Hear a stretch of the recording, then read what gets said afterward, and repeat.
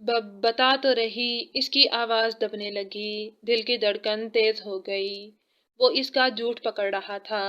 اس کے غصے نے نیلم کے ہاتھ پیر پھلا دیے۔ جھوٹ، جھوٹ بتا رہی ہو تم، اس نے بازو سے کھینچتے اسے ہلا ڈالا تھا۔ نیلم کا شانہ اس کے سینے سے لگا تھا۔ وہ اس نے تھوک نگلا۔ ٹائیگر نے نیلم کی گردن میں ہاتھ ڈالتے اس کا چہرہ اوپر کیا، تھوڑی کے نیچے پسٹل رکھ دیا۔ اس کی سانسوں کی تپش نیلم کے چہرے کو جھلسانے لگی۔ میجر آس پہلی مرتبہ اس کے اتنا قریب تھا۔ غصے میں اسے بھی احساس تک نہ ہوا تھا اور خوف میں نیلم کو نہ ہو رہا تھا۔ میں نے کہا تھا میں غداری معاف نہیں کرتا۔ تم بتا رہی ہو کہ میں خود تمہاری چیکنگ کروں۔ اس کی سرد آواز اور پتھریلے تاثرات نے نیلم کی جان ہوا کر دی۔ وہ اس سے جتنی مرضی بدتمیزی کر لیتی، مگر اس وقت جو میجر آس کا غصہ تھا اس نے کیپٹن نیلم کو ہراساں کر دیا تھا۔ ہم دکھاتے ہیں۔ اس کے شکستہ لہجے پر میجر آس کی گرفت اس کی گردن کے گرد ڈھیلی ہو گئی۔ وہ اس کے سینے پر ہاتھ رکھتی اس سے دور ہوئی اور رخ پھیرتے اپنا سیل فون نکالا۔ یہ تصویریں لی ہیں جن فائلز کی ہمیں مناسب لگیں۔ اس نے پکچرز میجر آس کو دکھائیں تو اس نے بلوٹوتھ کر کے موبائل اس کو تھما دیا۔ چھپا کیوں رہی تھی مجھ سے؟ وہ اس کا چہرہ کھوج رہا تھا جو اندھیرے میں بھی چمک رہا تھا۔ ہم نے سوچا پتہ نہیں یہ کام کی ہیں یا نہیں، پھر آپ انسلٹ کرتے کہ فضول۔ وہ جملہ ادھورا چھوڑ گئی۔ منہاج نے بہت پرکشش آفرز دی تھی، قبول کیوں نہیں کی؟ وہ سیل فون پینٹ کی جیب میں ڈالتا سوال کر رہا تھا۔ نیلم نے جواباً اسے بہت کاٹدار نظروں سے دیکھا تو میجر آس ہونٹ دانتوں تلے دبا کر ادھر ادھر دیکھنے لگا۔ ان 5 دنوں میں تم نے مجھے یاد نہیں کیا؟ وہ اس کے جھکے سر کو دیکھ رہا تھا۔ میجر آس سے اسے ایسے سوال کی توقع نہیں تھی۔ بالکل نہیں۔ وہ آنکھیں نکال کر خفگی سے بولی۔ اچھی بات ہے، اب جلدی سے اپنا کام ختم کر لو۔ بہت مزے کر لیے اس محل میں رہ کر۔ وہ واپس اپنے کھردرے لہجے میں بولا تو نہیں، سرد آہ بھری اور وہ سر ہلا کر بیڈ پر چلی گئی۔ مطلب تھا کہ میجر آس جا سکتا ہے۔ میجر آس کو وہ اس ملاقات میں بہت بدلی بدلی لگ رہی تھی۔ جس کا دل پہلے ہی اس کی جانب سے صاف نہ تھا، ایک اور وہم و اندیشے نے اسے گھیر لیا تھا۔ واپسی پر نیلم کے بے ہوش کردہ گارڈ نے اسے جاتے دیکھا تھا۔ وہ منہاج کے فلور سے گزر رہا تھا۔ وہ اسے ہی اپنا حملہ آور سمجھا تھا۔ میجر آس نے ان فائلز کو چیک کیا۔ وہ بہت پرانا ریکارڈ تھا مگر کام کا تھا۔ انہیں منہاج کے خلاف پہلا ثبوت مل چکا تھا، مگر وہ بے خبر تھا کہ نیلم کے ہاتھ کیا خزانہ لگا ہے۔ اس نے منہاج کے موبائل کا پاس ورڈ توڑ کر اس کے اندر کا سارا ڈیٹا اپنے موبائل میں شیئر کر لیا تھا اور کمال مہارت سے 6 بجے موبائل واپس رکھ آئی تھی جس وقت گارڈز ناشتہ کرنے گئے تھے۔ اسے یہ تو اندازہ ہو گیا تھا کہ لائبریری میں کوئی خفیہ جگہ منہاج کا ریکارڈ پڑا ہے، نہ کہ کسی ڈرامے۔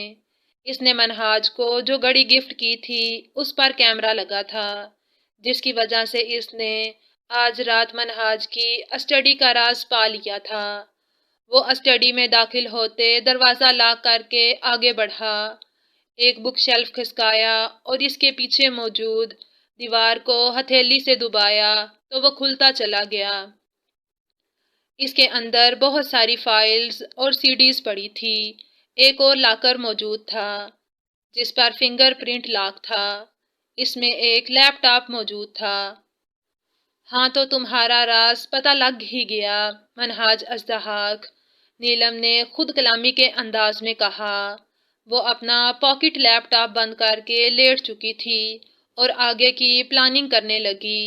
اس کے پاس ایک ہی کل کا دن تھا کیونکہ CIA کے دونوں جاسوس بھاگنے والے تھے۔ ٹائیگر مشن وائنڈ اپ کرو، منہاج کی لائبریری تک پہنچو، اور کتنا ٹائم لگے گا؟ سب ہو گیا۔ کیپٹن نیلم کتنا وقت لے گی؟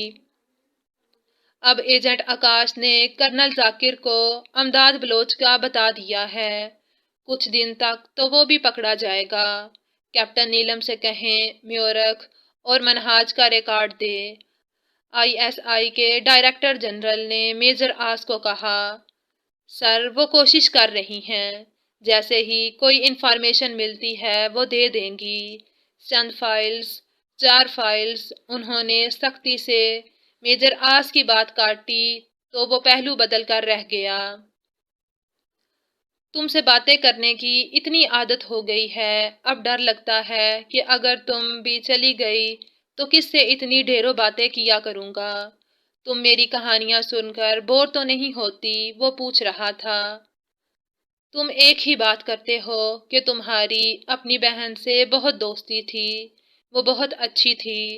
تمہارا اور کوئی دوست نہیں تھا، کوئی کزن نہیں تھا۔ پھر وہ ڈاکٹر بننے کے لیے پاکستان آ گئی۔ بس آگے بھی تو کچھ بتاؤ، اب کہاں ہے وہ؟ وہ آج پھر اسے باتوں میں لگا رہی تھی۔ تم آگے جاننا چاہتی ہو کہ کیا ہوا؟ اس نے نیلم سے پوچھا۔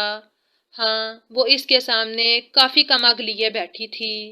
وہ اسے اندھا تصور کرتا تھا، اسی لیے اسے اندازہ نہیں تھا کہ وہ اس کافی میں کچھ ملا بھی سکتی ہے۔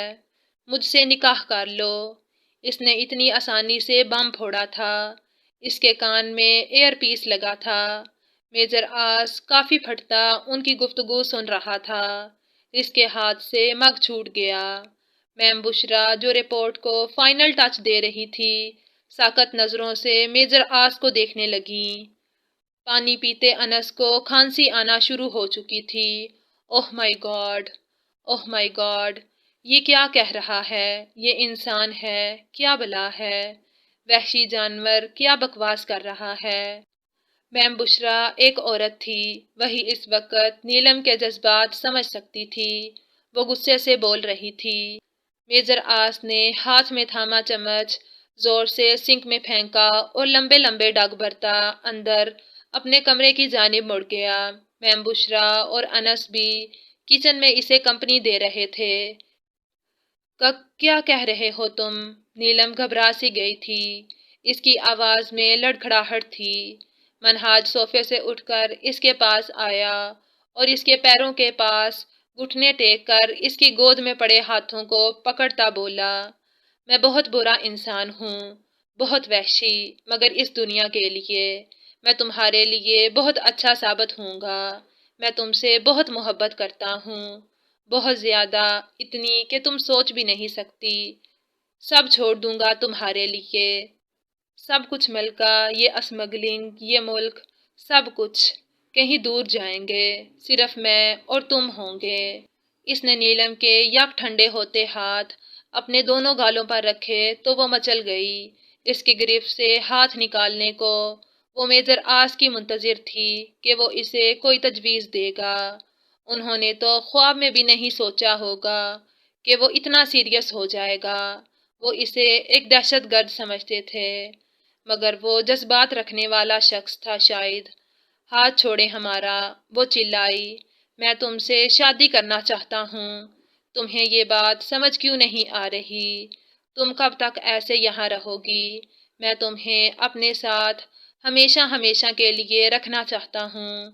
وہ اس کے ہاتھ اتنی سختی سے تھامے ہوئے تھا کہ سرخ پڑ چکے تھے۔ نیلم رو رہی تھی۔ میم بشرا اور انس اسکرین دیکھ رہے تھے۔ سنائی کچھ نہیں دے رہا تھا۔ میجر آس سیل فون لے گیا تھا۔ ٹائیگر نیلم کو سیلف ڈیفنس میں کچھ کرنا چاہیے۔ وہ جنگلی شخص حد سے بڑھ رہا ہے۔ یہ ہمارا پلان نہیں تھا۔ یہ فیلنگز والا گیم کیوں کھیل رہے ہو؟ انس اس کے کمرے میں آ کر دھاڑا۔ میں گیم کھیل رہا ہوں، میں گیم کھیل رہا ہوں۔ وہ خود بدل گئی ہے۔ میں گیا تھا اس سے ملنے، بہت اچھی لگ رہی ہے۔ اسے وہ شان و شوکت، وہ حسن کا مالک شخص، سب پرفیکٹ لگ رہا ہے اسے۔ وہ انس سے بھی اونچی آواز میں دھاڑا۔ میم بشرا کے آنسو بہہ رہے تھے۔ میجر آس وہ اسے ٹریپ کر رہا ہے۔ وہ 19 سال کی ایک کچے دماغ کی لڑکی ہے۔ آپ سچویشن کیوں نہیں سمجھ رہے؟ جب تک آپ نہیں کہیں گے وہ سیلف ڈیفنس میں کوئی قدم نہیں اٹھائے گی۔ پلیز، میم بشرا نے اسے سمجھایا۔ وہ کچن میں آیا جہاں اسکرین پر کچھ عجیب منظر چل رہا تھا۔ میں تمہیں جانے ہی نہیں دوں گا۔ تم بھی مجھے سب کی طرح چھوڑ کر چلی جاؤ گی۔ تم ہمیشہ ایسا کرتی ہو، چلی جاتی ہو مجھے چھوڑ کر۔ میں گلی گلی تمہیں ڈھونڈتا ہوں۔ وہ اس کا چہرہ اپنے دونوں ہاتھوں میں تھامے دیوانوں کی طرح بول رہا تھا۔ وہی دیوانگی جو اس کی کائنات کے لیے تھی، آج سامنے بیٹھی لڑکی کے لیے تھی۔ کس چیز کا انتظار ہے تمہیں؟ پانی سر سے اونچا ہو جائے گا، تب بچاؤ کا شور مچاؤ گی۔ سیلف ڈیفنس کا ٹائم ہے کیپٹن نیلم، میجر آس گرایا۔ سیلف ڈیفنس میں مشن خطرے میں پڑ جانا تھا۔ میجر آس جانتا تھا کہ نیلم نے ابھی کچھ حاصل نہیں کیا، مگر اس نے اجازت دے دی تھی اسے کہ وہ کھل کر سامنے آ جائے۔ مجھے تم چاہیے ہو، بس۔ تم کون ہو؟ کہاں سے آئی ہو؟ کیا چاہتی ہو؟ میں کچھ نہیں جانتا۔ میں کائنات کی طرح ملکہ کو نہیں کھونا چاہتا۔ میں بس تمہیں چاہتا ہوں۔ سب یہیں چھوڑ دوں گا، سارا ریکارڈ، پورا پلازا، بس تم میرا ساتھ دو۔ ہم یہ ملک چھوڑ دیں گے۔ اس کے مضبوط سفید ہاتھوں میں اس کا تر چہرہ بھرا ہوا تھا۔ نیلم نے آنکھیں بند کی۔ یہ وقت آ گیا تھا کہ اس کی جان جائے گی یا منہاج کی۔ اس نے اپنا پیر اٹھایا اور پوری قوت سے منہاج کی تھوڑی پر مارا۔ اسے نیچے گرا دیکھ کر نیلم نے ہڑبڑا کر ادھر ادھر دیکھا۔ تب تک منہاج اسے بھی پیر سے پکڑ کر نیچے گرا چکا تھا۔ مجھے پتا تھا تم دھوکے باز ہو، ان کتوں کے ساتھ ملی ہو جو میری بہن کو نگل گئے۔ اس نے کیپٹن نیلم کی گردن دبوچ لی، اس کی راج ہنس جیسی گردن پر اپنی فولادی گرفت کو مضبوط کر لیا۔ نیلم نے ٹانگ ایک بار پھر اس کے پیٹ میں ماری، مگر اس کی گرفت کمزور نہ پڑی۔ اس نے اپنے لمبے ناخن بے دردی سے اس کی آنکھوں میں مار دیے۔ ناخن آنکھ کے اندر لگا تھا۔ وہ چلایا تو نیلم نے کرسٹل کا گلدان اس کے سر پر مارا، پھر تیزی سے پینٹ کی پاکٹ سے انجیکشن نکال کر بھرا اور سرنج اس کے بازو میں لگا دی۔ وہ نہیں جانتا تھا کہ وہ ہر ہتھیار سے لیس میدان میں اتری تھی۔ جتنی حسین تھی آج اتنی ہی ظالم بنی ہوئی تھی۔ باہر کھڑے گارڈ نے اندر سے کھٹ پٹ کی آواز سن کر دروازہ کھٹکھٹایا تو کیپٹن نیلم نے ہراساں نظروں سے آس پاس دیکھا۔ وہ بات لے رہے ہیں۔ کون ہے؟ اسے کچھ تو کہنا ہی تھا۔ وہ گارڈ جانے اسے کیسی لڑکی سمجھ رہا ہوگا، مگر کیپٹن نیلم کے پاس یہ سب سوچنے کا وقت نہیں تھا۔ اس نے اپنا ایئر پیس اتارا اور سپائی کیمرہ بھی۔ میم بشرا، ٹائیگر اور انس نے بلینک اسکرین کو خوفزدہ نظروں سے دیکھا۔ منہاج نے اسے کچھ کر نہ دیا ہو، میم بشرا نے ہونٹوں پر ہاتھ رکھے کہا۔ وہ اسٹڈی میں گئی، شیلف ہٹایا اور منہاج کی ہی طرح جلدی سے اسے کھولا، اندر سے تمام CDs فائل نکال کر صوفے پر رکھیں۔ اس کا دوپٹہ کمرے میں ہی گر گیا تھا، بال بکھڑے پڑے تھے، ماتھے پر زخم کا نشان پڑا تھا۔ اس نے فنگر پرنٹ لاک کو دیکھا اور کرسٹل واز اٹھا کر اسے مارنے لگی۔ وہ ٹوٹ چکا تھا، مگر اس کے آگے لوہا لگا تھا۔ اگر آج یہ سب نہ بھی ہوتا، تب بھی اس نے یہ لاک کھولنا ہی تھا، جس کا انتظام اس نے پہلے سے ہی کر رکھا تھا۔ شرٹ کے نیچے پہنی ٹی شرٹ میں کافی پاکٹس تھی۔ اس نے ایک پاکٹ سے ٹارچ نکال لی۔ اس ٹارچ سے نکلنے والی روشنی میٹل پر پڑ کر اس کو پگھلا رہی تھی۔ اس میں کیپٹن نیلم کو آدھا گھنٹہ لگا۔ آواز پیدا ہو رہی تھی۔ اس نے روم LED آن کر دیا۔ لیپ ٹاپ نکال کر وہ منہاج تک پہنچی، جس کے سر سے خون بہہ رہا تھا۔ اس کے نیچے آیا، اپنا دوپٹہ نکالا اور اسٹڈی میں آ گئی۔ اس دوپٹے میں ساری فائلز، CDs ڈال کر وہ اسے باندھ چکی تھی۔ واپس کمرے میں آئی اور سب کچھ کمرے کی دہلیز، گلاس ڈور کے قریب رکھ کر باہر جھانکا۔ گارڈز ویسے ہی کھڑے تھے۔ اس نے سرنج بھرنا شروع کی۔ جتنے انجیکشن ہم لگا چکے ہیں، اپنا آپ کیپٹن کم نرس زیادہ لگ رہا ہے، وہ بڑبڑائی۔ دروازہ کھولا اور ایک گارڈ کو موقع دیے بغیر اس کی پیٹھ میں انجیکشن گھسا دیا۔ تب تک دوسرا حرکت میں آ چکا تھا۔ ریورل گھما کر اسے مارا۔ وہ زمین پر ہاتھ رکھے جھکی۔ تیز دھار چاقو اس نے گارڈ کی ناف میں مار کر گھما دیا۔ اس کے ہاتھ سے رائفل گر چکی تھی۔ اس میں پھر بھی اتنی ہمت تھی کہ نیلم کا ہاتھ پکڑ کر گھما دیا۔ نیلم نے مکوں سے اس کو دھو ڈالا۔ اندر کمرے میں اپنی گٹھری اٹھا کر وہ باہر آئی۔ نیچے سب گارڈز اپنی اپنی ڈیوٹی پر تھے۔ اس وقت ایم ایس پلازا کے اندر کوئی ڈیوٹی پر نہیں ہوتا تھا۔ وہ تیزی سے نیچے والے فلور پر سیڑھیوں کے ذریعے اس بھاری سامان کے ساتھ آئی اور اپنے کمرے میں داخل ہو کر اپنا ضروری سامان ایک بیگ میں ڈالا اور اس میں ہی ساری فائلز اور لیپ ٹاپ ڈال کر یہ فوجیوں جیسا بڑا بیگ کمر پر ڈال لیا۔ آخری فلور کے ایک کمرے کی بالکنی سے پلازا کی پچھلی طرف چھلانگ لگا دی۔ پلازا کی دیواریں اونچی تھی، جس کے لیے اس نے ایک رسی اپنے پاس رکھی تھی۔ رسی کو گھما گھما کر اس کی ناب دیوار کے پار لگائی اور دیوار چڑھنے لگی۔ حفاظتی طور پر دیوار کے اوپر شیشے لگے تھے، جنہوں نے اسے لہو لہان کر دیا تھا، اور رہی کسر ایک گارڈ نے دیکھ لیا۔ جب اس نے دیوار کے پار چھلانگ لگائی، وہ دوڑ رہی تھی۔ اس کے پیچھے فائرنگ ہونے لگی۔ اگر یہ نیلم ابرار 1 سال پہلے والی نیلم ابرار ہوتی تو بے ہوش ہو کر کسی نہ کسی کی باہوں میں لڑکی ہوتی، مگر اب اس نے بھی اپنا رائفل نکال کر درخت کی آڑ میں گارڈز پر فائرنگ شروع کر دی۔ وہ بہت زیادہ تھے۔ ایک نے اسے پیچھے سے جا لیا۔ نیلم نے اس پر بھی فائر کر دیا۔ وہ جو کر رہی تھی اس ڈیٹا کو سیو کرنے کے لیے جو اس کے پاس تھا، ورنہ ان ظالموں کو مارتے بھی اس کے ہاتھ کانپ رہے تھے اور دل خون کے آنسو رو رہا تھا۔ اس گارڈ نے نیلم پر فائر کیا۔ گولی اس کے بازو میں لگی۔ وہ درخت سے ٹکرائی، سر گھومنے لگا۔ قدموں کی آواز آس پاس تھی۔ وہ درخت چڑھ گئی۔ گارڈز نے ایمبولینس بلوا لی تھی۔ گاڑیاں نکال کر اس کی تلاش میں نکل گئے تھے۔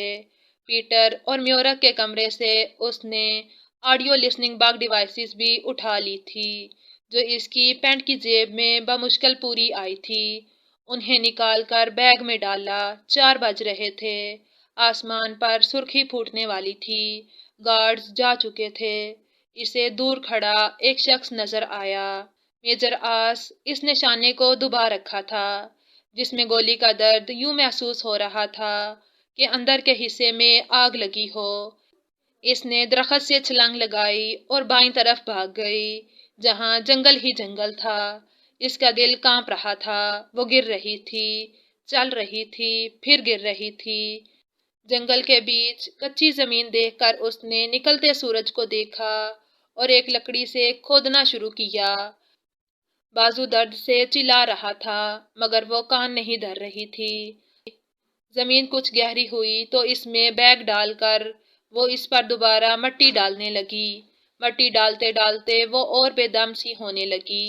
آ آ وہ لمبے لمبے سانس لے کر چیخ رہی تھی۔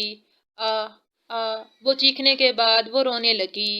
زاروں کی تار دھاڑے مار مار کر رو رہی تھی۔ اپنے ہاتھوں کو دیکھ کر آسمان کی جانب دیکھنے لگی۔ آج اس نے جانے کتنے لوگوں کا قتل کیا تھا، کتنے گارڈز اس کی فائرنگ سے مرے تھے، اور وہ پتہ نہیں زندہ تھا کہ نہیں۔ وہ سجدے میں گر کر رو رہی تھی۔ ایک کبوتر اس کے پاس آ کر بیٹھ گیا۔ وہ لڑکی اسے دیکھنے لگی۔ کبھی وہ ان کبوتروں کو پکڑنے سے بھی ڈرتی تھی کہ ان کی حد درجہ نرماہٹ سے خوف آتا تھا، اور آج وہ کیا تھی اور کیا سے کیا ہو گئی تھی۔ بابا، آپ کی گڑیا مر گئی۔ بابا، وہ روئے جا رہی تھی، پاگل کی طرح اپنے آپ کو مار رہی تھی۔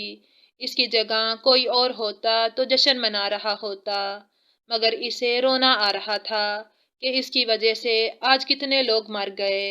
اس نے خود چھری ماری تھی ایک گارڈ کو۔ وہ نیم مردہ سی لیٹی تھی۔ सर कैप्टन नीलम का कुछ पता नहीं चला। वो MS प्लाजा से कहाँ गई हैं। मनहाज अजदहाक को अस्पताल भेजा गया है। टाइगर ने लैपटॉप की स्क्रीन पर नजर आते अपने हेड के चेहरे की जानिब देखकर कहा, ये कैसे मुमकिन है? कैप्टन नीलम कहाँ जा सकती है? वो परेशान हुए। वो एक सिविलियन थी। इस परमिशन का एक अहम हिस्सा था। वो सब तो उससे ढेरों उम्मीदें वाबस्ता किए बैठे थे। हजारों लोगों का इंसाफ उस लड़की की जात से जुड़ा था। 19 करोड़ से जायद जानों की हिफाजत का जिम्मा उसने अपने सर लिया था। सर गुस्ताही मुआफ, मगर मैंने कहा था कि वो लड़की किसी काबिल नहीं है, कुछ नहीं कर सकेगी। वही हुआ। उसने खुद को मुश्किल में डालने के सिवा कोई काम नहीं किया। उसके पास उन 4 फाइल्स के सिवा कोई डाटा नहीं था। इतना वक्त उसने वहां गुजारा मगर कुछ नफा नहीं कमाया। मेजर आस अपनी भड़ास निकालकर खामोश हुआ तो उन्होंने साकत नजरों से उसे देखा। अब क्या होगा? अमदाद बलोच को गिरफ्तार कर चुके हैं। कर्नल जाकिर शाह, अगर आप इजाजत दें तो उससे उगलवा लेते हैं कुछ राज। मेजर आस ने कहा, वो राका एजेंट है। उसका ताल्लुक बलोचिस्तान में होने वाली दहशतगर्दी से था, ना कि मनहाज अजदहाक से। उन्होंने तजवीज रद्द की। ठक ठक की आवाज पर मेजर आस चौंका। इसके दाएं बाएं बैठे अनस और मैम बुशरा भी। इस वक्त कौन हो सकता है? सुबह के 7 बज रहे थे। कैप्टन नीलम, उस ख्याल के आते ही मैम बुशरा सबसे पहले भागी। दरवाजा खोला तो मट्टी से अटे कपड़ों में बगैर दुपट्टे के उलझे बाल, सीने तक खून से भरी शर्ट। वो उसे देखकर दंग रह गई। वो अगले ही लम्हे दहलीज पर गिरी पड़ी थी। मैम बुशरा ने उसे अंदर खींचा और दरवाजा बंद कर दिया। कैप्टन नीलम, कैप्टन नीलम, मैम बुशरा ने उसके गाल थपथपाते बुलाया। टाइगर सर, वो चिल्लाई। टाइगर भागकर बाहर गया। नीलम को देखकर इसने एक नजर परेशान मैम बुशरा को देखा। इसे गोली लगी है मेजर आस। मैम बुशरा बोली, हटें आप। टाइगर ने उन्हें हटाते नरमी से नीलम को अपने मजबूतों तवाना बाजुओं में उठा लिया। वो बेजान हुए जा रही थी। मेजर आस इसे पहले ही रूम में ले आया। इसे बेड पर लटाकर मैम बुशरा की जानिब पलटा। आप इसे चेंज करवाएं। मैं SP बिलाल को इन्फॉर्म करता हूँ, हॉस्पिटल जाना पड़ेगा। वो कमरे से निकल गया। हॉस्पिटल से इसे आए पूरा दिन गुजर चुका था। वो लड़की सारा रिकॉर्ड ले गई थी, सारे सबूत। अगर कुछ रह गया था तो वो हीरे थे। MS प्लाजा के सबसे ऊपर वाले फ्लोर पर मौजूद थे, मगर कोई इनकी यहाँ मौजूदगी से बाखबर नहीं था। अभी तक तो कैप्टन नीलम अबरार भी नहीं थी। वो लूटी पटी बिखरी स्टडी में नीचे लेटा था। गुलाबी रंग की डायरी इसके हाथ के पास पड़ी थी। इसका सर पट्टियों में जकड़ा हुआ था। अमदाद बलोच, शाकिर, आकाश, आबिद, इसके असलहे स्मगलिंग और हीरों की स्मगलिंग में मुलविस तमाम अफराद गिरफ्तार हो चुके थे। उनका भी वक्त आ रहा था, मगर उन्हें अभी तक गिरफ्तार नहीं किया गया था। वो जानता था इसे गिरफ्तार करना कोई आसान काम नहीं है। वो सारा रिकॉर्ड भी हासिल कर लें तो इस मुल्क के सियासतदान, जो इसके चमचे और आला अहदों पर फाइज थे, उसे गिरफ्तार नहीं होने देंगे। उसे नीलम की एक एक बात, एक एक अदा याद आ रही थी। इसके दिल में फौज के लिए मजीद नफरत पैदा होने लगी। वो इसके जज्बों से खेलती रही। आखिर तक उसे लगता था कि वो उनकी ही साथी है। उसने कितनी मिन्नतें की थी, कस्में खाई थी कि इसे सच बता दे, मगर उसने भी उसे धोखा दिया था। वो भी चली गई थी। वो भी उन्हीं बुरे लोगों की साथी थी। फिर इसने उसे क्यों नहीं मारा? वो चाहता तो उसी वक्त अपने गार्ड्स को एक इशारा करता और वो जिंदा ना होती आज। मगर इसके अंदर कुछ था, सिर्फ एक चाह, एक ख्वाहिश कि वो आखिरी बार मिल ले, बस आखिरी बार। और कौन जानता था कि ये आखिरी मुलाकात कितनी दर्दनाक होनी थी। इसे होश में आए 2 घंटे हो चुके थे। इसका स्टैमिना बहुत बढ़ गया था। اب وہ جاگ رہی تھی، درد محسوس تو ہو رہا تھا مگر اس تکلیف سے کام تھا جو دل میں تھی۔ وہ بیک وقت اپنی پازیٹیوٹی اور نیگیٹیوٹی سے لڑ رہی تھی۔ اس پر یہ ادراک آج ہو رہا تھا کہ اس نے جو کچھ بھی کیا ان معصوم بے گناہ جانوں کے لیے کیا جو دہشت گردی میں بری طرح کچل جاتی ہیں۔ اب اسے میجر آس کے سامنے اپنا مطالبہ رکھتے شرم آ رہی تھی۔ نیلم ابرار اگر آج پیچھے ہٹ گئی تو ساری زندگی روتی رہو گی، ترستی رہو گی محبت کو۔ میجر آس کو دیکھے بغیر تمہارے دن کٹنا مشکل ہو جاتے ہیں۔ زندگی تو بہت لمبی ہے، وہ کیسے کٹے گی؟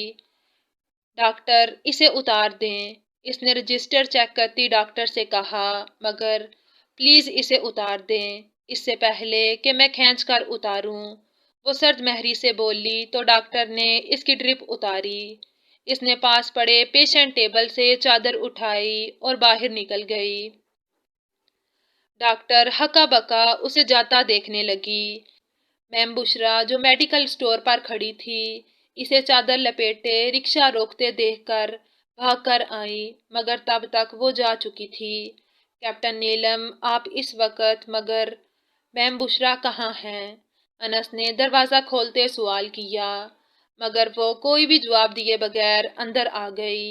ٹائیگر کے روم میں گئی جو لیپ ٹاپ پر اپنے کسی بندے سے کہہ رہا تھا، فائدہ کیا ہوا؟ کوئی ریکارڈ ہاتھ نہیں لگا ایم ایس کا۔ اس سے اچھا ہم اس لڑکی کو انوالو ہی نہ کرتے۔ کم وقت کی لالچ میں وقت ہی نکل گیا۔ نیلم آگے بڑھی اور ٹپ کر کے اس کا لیپ ٹاپ بند کر دیا۔ میجر آس نے غصے سے نگاہ اٹھائی تو سفید کھلے کرتے اور سفید ہی پاجامے میں بلیک چادر لیے بکھرے بالوں اور سوجی آنکھوں سمیت سرد نظروں سے تکتی نیلم کو دیکھا۔ آپ تو، نیلم نے اس کی بات کاٹی، میورک CIA کا بندہ ہے، اس نے جو 2 جاسوس چھڑوانے ہیں وہ لاہور سینٹرل جیل کے قیدی ہیں۔ انہوں نے ایک سرنگ بنا رکھی ہے جس کی مدد سے وہ شاید کل شام تک جیل سے نکل جائیں۔ میورک کی لوکیشن اور اس کا باقی سارا ڈیٹا بھی ہمارے پاس موجود ہے۔ پیٹر کی ریکارڈنگ بھی، ایم ایس کی لائبریری کا ڈیٹا، اس کے پرسنل موبائل میں موجود تمام کانٹیکٹس، کون کون سیاستدان اس میں ملوث ہیں، سب ڈیٹا ہے میرے پاس۔ وہ کسی مشین کی طرح اسے دیکھتی بول رہی تھی، دماغ پر تو گولی نہیں لگ گئی آپ کے؟ میجر آس نے طنز کیا، آپ کو وہ سب چاہیے کہ نہیں؟ وہ سنجیدہ تھی، یہ کیسا سوال ہے؟ آپ کو وہاں کس لیے بھیجا تھا؟ وہ ناگواری سے بولا۔ نیلم نے ایک نظر اسے دیکھا اور واپس چلی گئی۔ میجر آس سمجھا وہ اب آئے گی، سب فائلز لے کر اب، مگر نہیں، وہ نہیں آئی۔ میجر آس اس کے پیچھے گیا، وہ کمرے میں نہیں تھی۔ وہ لاؤنج میں آیا تو وہ سنگل صوفے کی بیک سے ٹیک لگائے نڈال سی پڑی تھی۔ کیپٹن نیلم وہ سارا ریکارڈ کہاں ہے؟ آپ تو خالی ہاتھ آئی تھی۔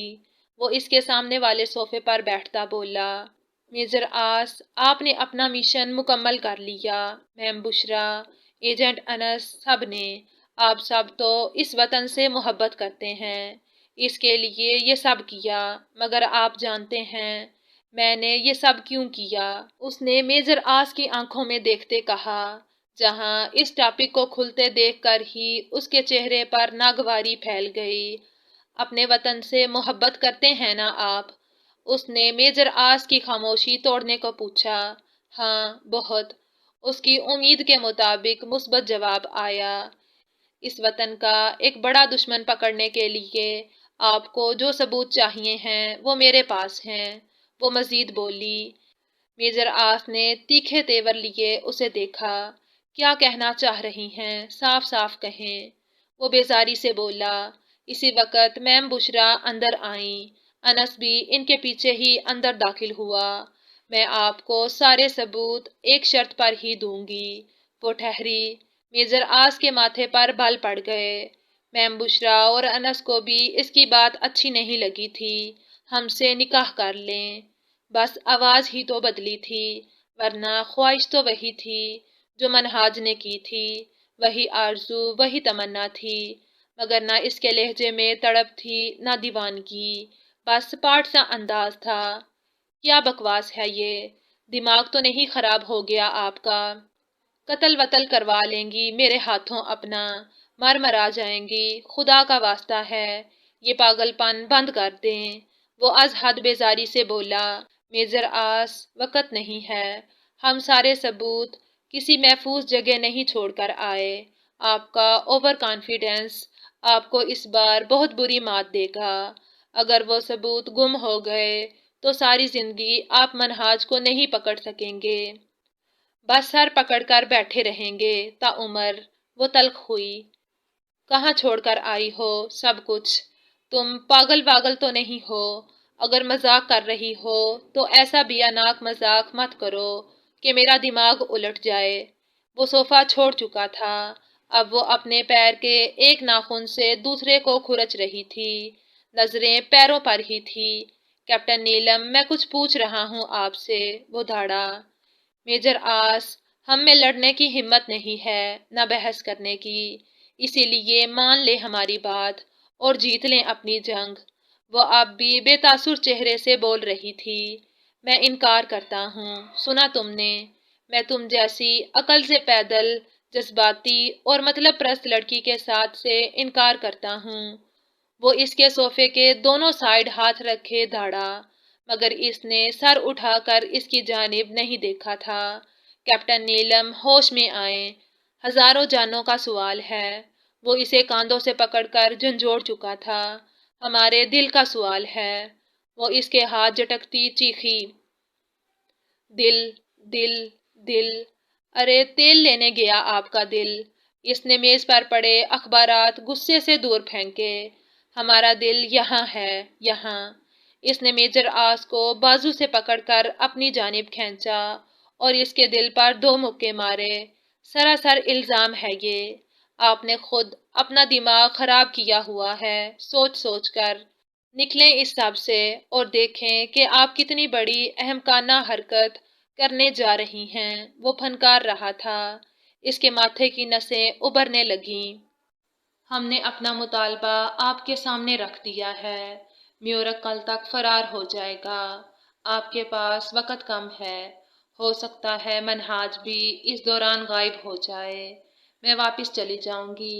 آپ ایک بار پھر مشن کی تباہی کے بعد ایک اور کوشش کرنے لگ جائیں۔ اس نے مستقبل کا اندھیر نقشہ کھینچا۔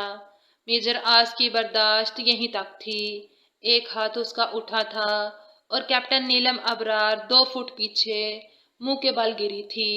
اس کی چادر میجر آس کے پیر سے لپٹ چکی تھی۔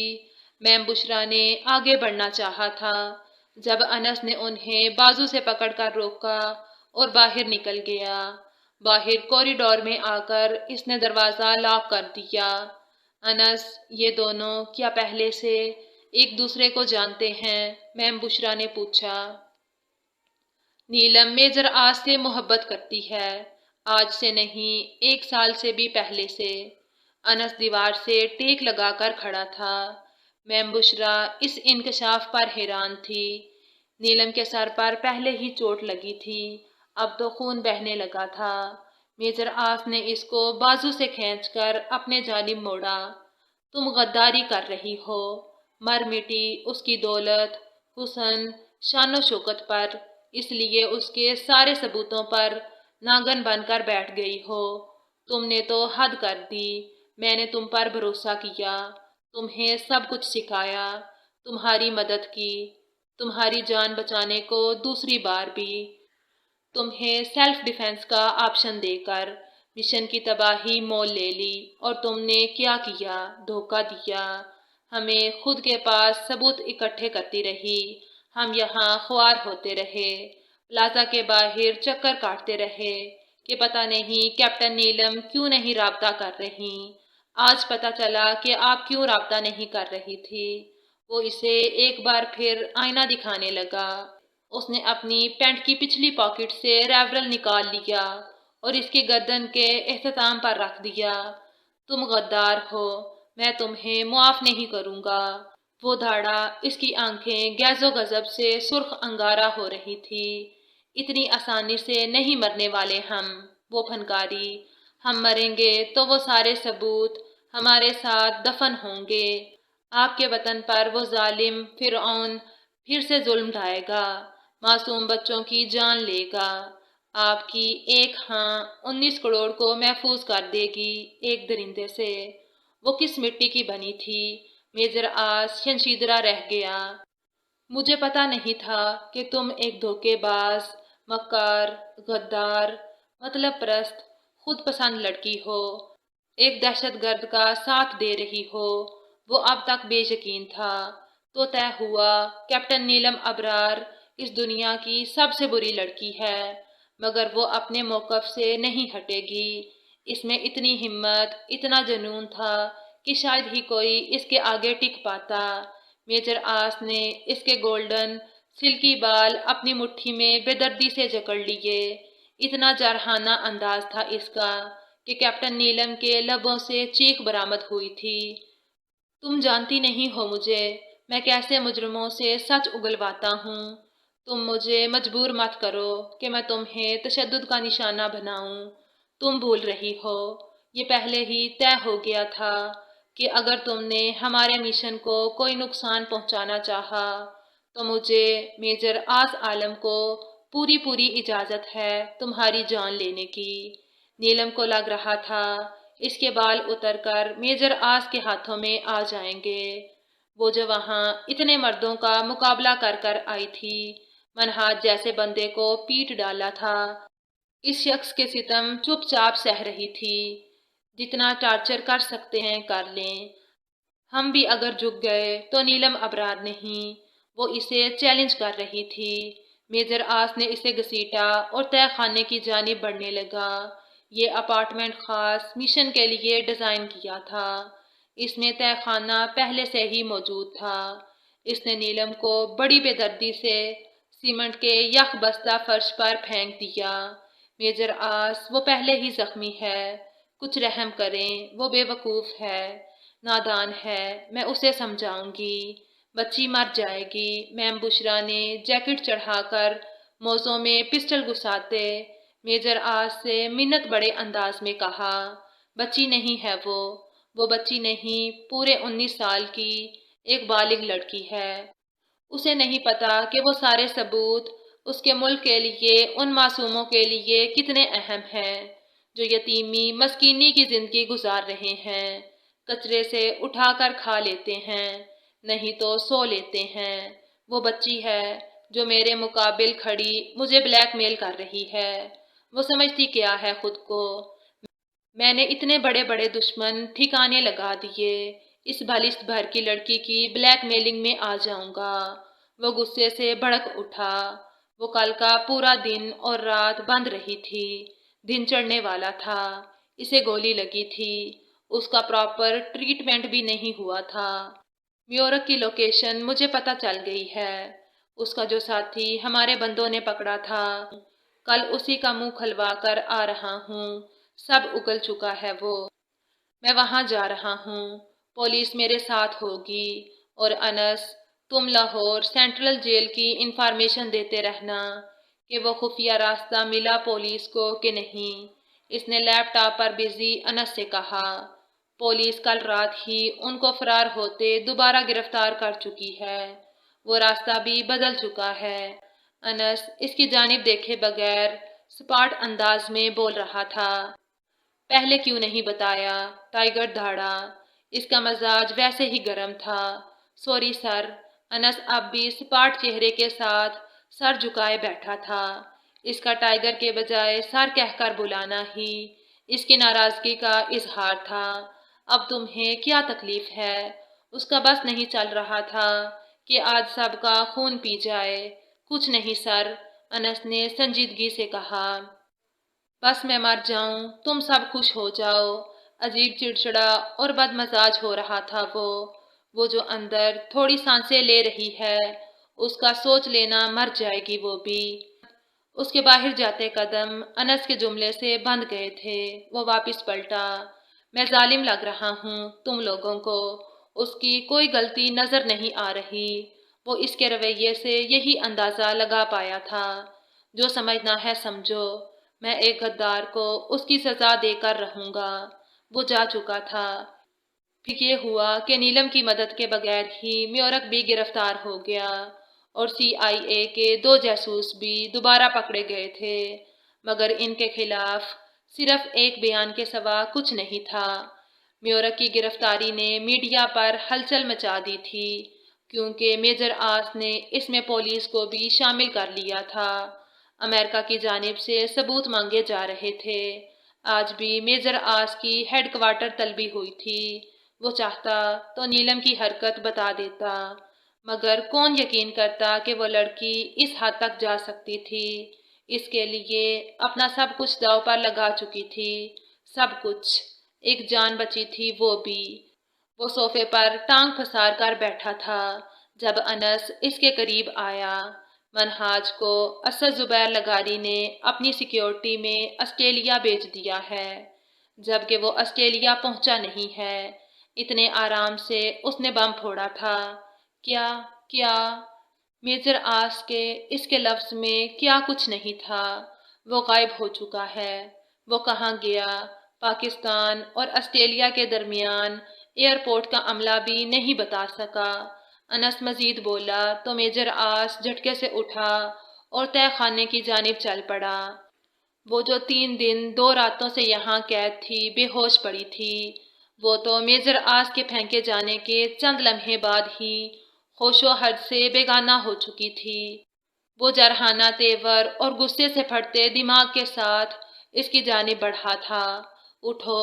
اوندھی پڑی نیلم کو اس نے بازو سے پکڑا تو وہ ایسے جھول رہی تھی جیسے کوئی کپڑا پکڑ لیا ہو۔ نیلم، نیلم! 1-2 بار پکارا، مگر بے سدھ۔ وہ اس پر تشدد کرنے کی بات کر رہا تھا اور اب اس کی حالت دیکھ کر خود تشویش میں مبتلا ہو چکا تھا۔ کیوں کرتی ہو تم ایسا؟ اس نے بے بسی سے اس کے لاغر وجود کو دیکھا۔ اس کا چہرہ سفید پڑ چکا تھا۔ میم بشرا! وہ چلاتا ہوا کوریڈور سے گزر رہا تھا۔ نیلم کا گٹھری بنا وجود اس کی باہوں میں جھول رہا تھا۔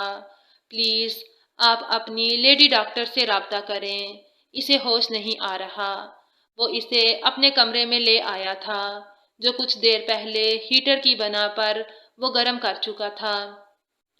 میم بشرا سر ہلا کر نکل چکی تھی۔ میجر آس نے کمبل اس کے اوپر اچھے سے لپیٹ دیا اور اس کے سرہانے بیٹھ گیا۔ اس کا چہرہ پھیکا پڑا تھا، ہونٹ ٹھنڈ سے نیلے ہو رہے تھے۔ عجیب دوراہا تھا، وہ غلط بھی تھی اور مظلوم بھی۔ میجر آس نے بے اختیار اس کے بال سنوارے۔ انس کھانستا ہوا اندر آیا۔ جب میجر آس نے کاٹ دار نظروں سے اسے دیکھا، وہ میں سمجھا آپ بیزی تھے۔ انس مسکرا رہا تھا۔ اس کی مسکراہٹ کے پیچھے کیا وجہ تھی، میجر آس اچھے سے جانتا تھا۔ لیڈی ڈاکٹر نے آتے ان کو باہر بھیج دیا تھا۔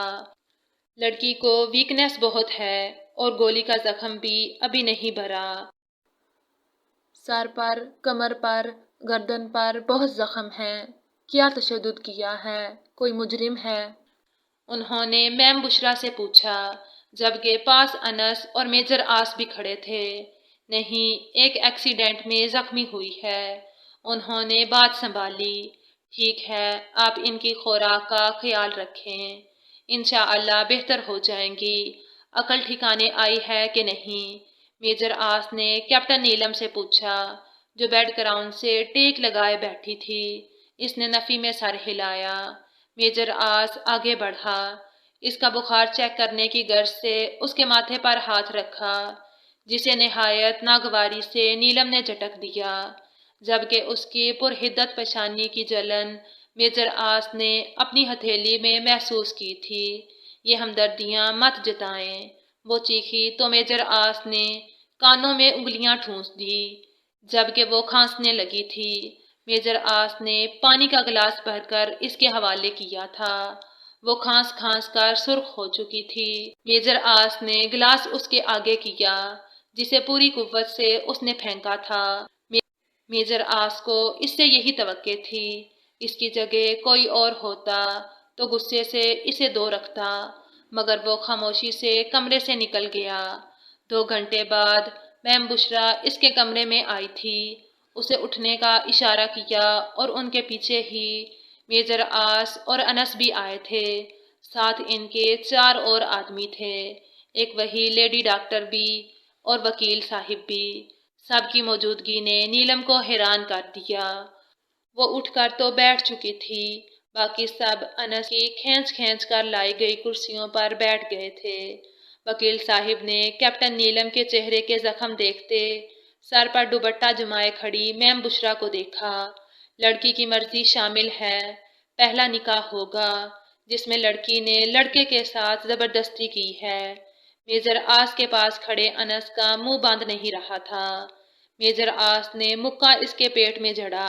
آؤچ! کچھ کہا آپ نے بیٹا؟ وکیل صاحب نے انس سے پوچھا۔ وہ میں کہہ رہا تھا لڑکے سے بھی مرضی پوچھ لیں۔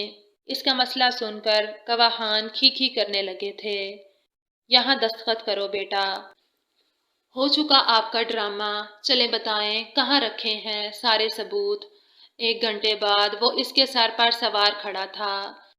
یہ کیسا نکاح تھا؟ ہم نے قبول ہے، قبول ہے، قبول ہے تو بولا ہی نہیں۔ ایک اور مسئلہ بیان کیا گیا۔ ٹائیگر نے دانت پیسے۔ میم بشرا اور انس نے منہ پر ہاتھ رکھتے کہکا ضبط کیا۔ ابھی بولا تو ہے۔ ٹائیگر نے صبر سے کام لیا۔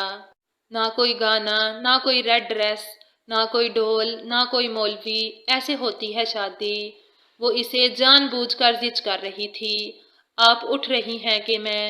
وہ اب اسے کیا دھمکی دیتا جو زبردستی اس سے اس کا نام چھین کر لے گئی تھی، اور وہ جو کچھ نہ کر سکا تھا۔ چل رہے ہیں۔ وہ کمبل ہٹا کر کھڑی ہو چکی تھی۔ جب واپس آئی تو بلیک ٹراؤزر پر ریڈ شرٹ اور بلیک میجر آس کی جیکٹ پہن رکھی تھی۔ دوسروں کی چیزیں واپس بھی کر دینی چاہیے، اگر بندہ کبھی ہمدردی میں دے ہی دے تو۔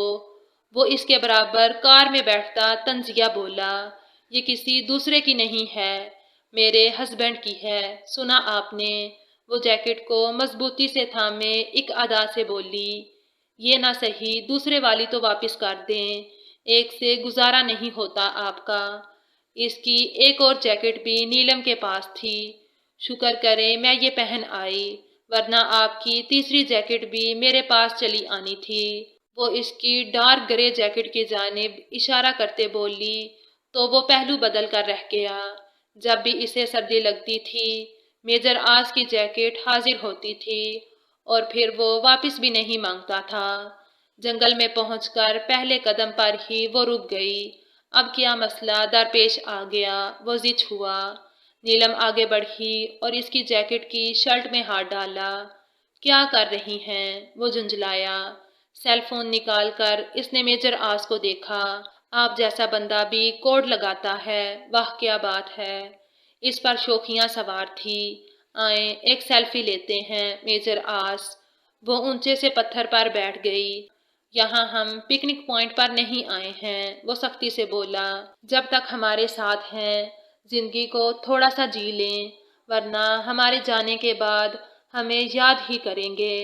وہ اس کے موبائل فون کے کیمرے میں اپنا چہرہ دیکھتے بالوں کی آوارہ لٹیں پیچھے کرتی بولی، اللہ نہ کرے میجر آس پر اتنا برا وقت آئے کہ آپ کو یاد کرنا پڑے۔ وہ اس کے ہاتھ سے سیل فون لے چکا تھا۔ برا وقت بتا کر تھوڑی آتا ہے۔ وہ پتھر سے چھلانگ مار کر نیچے اتر چکی تھی، ہاتھ جھاڑتے آگے بڑھ گئی۔ میجر آس بھی اس کے پیچھے ہی پہنچا تھا۔ نیلم نے جگہ تلاش کی اور میجر آس کو اشارہ کیا۔ اس نے لکڑی سے ساری کھدائی کی اور کیپٹن نیلم بیٹھی اسے دیکھتی رہی۔ کتنی بڑی بے وقوفی کی آپ نے، یہاں سب کچھ چھپا دیا۔ اگر کوئی شکاری کھودتا تو؟ وہ اس پر برس رہا تھا۔ آئی ایم سوری میجر آس، I am really sorry. Major آس کچھ نہیں بولا۔ اسے حقیقتاً اس پر بہت غصہ تھا۔ اس کی لاپرواہی اگر سب لے ڈوبتی، یہ سارے ثبوت غلط ہاتھوں میں لگ جاتے تو جنگل کی ویرانی مزید بڑھنے لگی۔ سارے ثبوت مل چکے تھے۔ منہاج کی گرفتاری کے لیے پورے ملک پاکستان کے سوا سعودیہ، افغانستان اور چند 2 ممالک اور کی پولیس بھی شامل تھی۔ آج کل منہاج ازدحاق، جسے MS کہتے ہیں، کہ میڈیا پر بڑے چرچے تھے۔ ہر دوسرے ملک کا میڈیا اس کے پلازا کی کوریج کر رہا تھا۔ ناظرین، آپ کو یہ بھی بتاتے چلیں کہ یہ دولت مند دہشت گرد اور اسمگلر سعودیہ میں پیدا ہوا۔ اس نے اپنی زندگی کے چند سال بھارت میں بھی گزارے ہیں اور پچھلے 3 سال سے مستقل پاکستان میں قیام پذیر تھا، جس کی بنا پر ہمارے ISI کے نوجوانوں نے اسے دھول چٹا دی۔ جی، پیبلو اسکوبر، تاریخ کے امیر ترین کریمنل کا مقابلہ، اتنی دولت، اتنا روپیہ پیسہ اور ہیروں کی گنتی نہیں۔ ہم کہہ سکتے ہیں وہ جرائم کی دنیا کا بے تاج بادشاہ ہے، کنگ آف کریمنل۔ ISPR کی جانب سے بتایا جا رہا ہے کہ اس انوکھے اور پر اسرار مجرم کی پشت پناہی بہت سے ممالک کے سیاستدان کر رہے ہیں۔ اسے چھپایا جا رہا ہے، مگر ایک بات یاد رکھی جائے، ہر مجرم کو اس کے کیے جرم کی سزا ملے گی۔ ناظرین، مزید وقت ہمارے ساتھ رہیے گا اور دیکھیے MS پلازا کی تحسین و آرائش۔ میڈیا کو خبر مل چکی تھی، ہر چینل اسے اپنی پسند کا مسالہ لگا کر پیش کر رہا تھا۔ کوئی اسے جرائم کی دنیا کا بادشاہ کہہ رہا تھا، تو کوئی حسن بے مثال، کوئی دولت کے پہاڑ گن رہا تھا، تو کوئی مردہ ضمیروں کو جگاتا اسے ایک دہشت گرد قرار دے رہا تھا۔ نیلم نے سرد آہ بھرتے چینل بدلا۔ لوگ آتے ہیں اور چلے جاتے ہیں۔ اسے لگا یہ آواز اس کے کان کے بالکل قریب ہے۔ نیلم کا دل پسلیوں میں اچھل پڑا۔ اس نے گردن گھما کر ادھر ادھر دیکھا۔ لاؤنج میں کوئی نہیں تھا۔ ماتھے سے پسینہ صاف کیا۔ Captain Neelam, are you okay? Ma'am Bushra نے اس کے چہرے کے اڑے اڑے رنگ دیکھ کر دریافت کیا۔ ہاں ہاں ہاں، جی، اس نے تھوک نگلا۔ گھبرائی ہوئی لگ رہی تھی۔ وہ سوپ کا پیالہ اسے تھما کر بولی، نہیں تو۔ وہ ریلیکس ہو گئی۔ آج ہمارا موضوع ہے ایک دہشت گرد، ایک اسمگلر، ایک انڈر ورلڈ کا بلیک سٹار، جس کا اصل نام منہاج ازدحاق ہے۔ کیا وجہ تھی اس قدر خوبرو، نوجوان، پڑھا لکھا شخص اس قدر گر گیا؟ کیوں اس نے اپنی زندگی تباہ کی؟ اس شخص کا پر اسرار کردار ہمارے نوجوانوں کو کیا انسپائریشن دیتا ہے کہ بھائی واہ کیا حسن ہے، اس بندے کا کیا پرسنالٹی ہے، واہ کیا پلازا ہے، کیا اسٹائل ہے، زندگی ہو تو ایسی، ایک جانا مانا اسمگلر اور دہشت گرد۔ یہ انسپائریشن ڈیولپ کرنی چاہیے ہیں ہمیں اپنی نوجوان نسل میں۔ نہیں، بالکل نہیں۔ موویز کے ڈراموں کے یہ کردار حقیقی زندگی میں منہ کے بل گرتے ہیں۔ آج نہیں تو کل جب ان کا ضمیر جاگتا ہے تو پھر انہیں سونے نہیں دیتا، جاگنے نہیں دیتا، کھانے پینے جینے نہیں دیتا۔ ہو سکتا ہے، ممکن ہو کہ اس کی پر اسرار شخصیت کے پیچھے کوئی دردناک کہانی ہو، مگر درد کے بدلے اگر ہم درد ہی دینے لگے تو پوری دنیا اس درد کو محسوس کرے گی، چیخے گی، چلائے گی، خوشیاں تو ختم ہو جائیں گی۔ درد کے بدلے درد دیا جائے ضروری تو نہیں۔ خود نہ جی سکو تو دوسروں کو بھی جینے نہ دینا کہاں کی انسانیت ہے؟ ہمیں اپنے لوگوں میں سٹرانگ اور نیگیٹو کرداروں کی آگاہی بڑھانی چاہیے ہے۔ اگر کوئی انسان جرائم کی دنیا میں بہت آگے بڑھ گیا ہے تو اسے ایک رول ماڈل کی طرح فلموں، کہانیوں اور ڈراموں دکھانے کے بجائے ان کا انجام دکھایا جائے اور شعور پیدا کیا جائے کہ مجرم مجرم ہے، پھر وہ کتنا ہی طاقتور کیوں نہ ہو۔ اسے یہاں نہیں، روز محشر اس کی عدالت میں تو پیش ہونا ہی ہے، جہاں صرف انصاف ہوگا، حق کی جیت ہوگی اور باطل کا سر نیچا۔ جہاں کچھ چینلز اس کے حسن، دولت اور طاقت کے قصیدے پڑھ کر معصوم ذہنوں کو ورگلا رہے تھے، وہیں ایک آدھ چینل حقائق سامنے رکھ رہا تھا، کیونکہ یہ تو حقیقت تھی کہ ایسے کردار بہت جلد لکھاریوں کے ذہن میں ایک نئی کہانی تشکیل دے دیتے ہیں۔ ان کہانیوں میں ایسے کرداروں کو رول ماڈل دکھانا سراسر انسانیت کے ساتھ زیادتی ہے۔ نیلم کی پرسوچ نگاہیں اسکرین پر جمی تھی اسے یقین نہیں آتا تھا کہ وہ اس جیسے درندے اور وحشی کے ساتھ اتنے دن رہ کر آئی ہے اور جان، مال، عزت سمیت محفوظ رہی ہے۔ کیوں؟ کیسے؟ کیا وہ واقعہ ہی ایک پر اسرار شخصیت تھا؟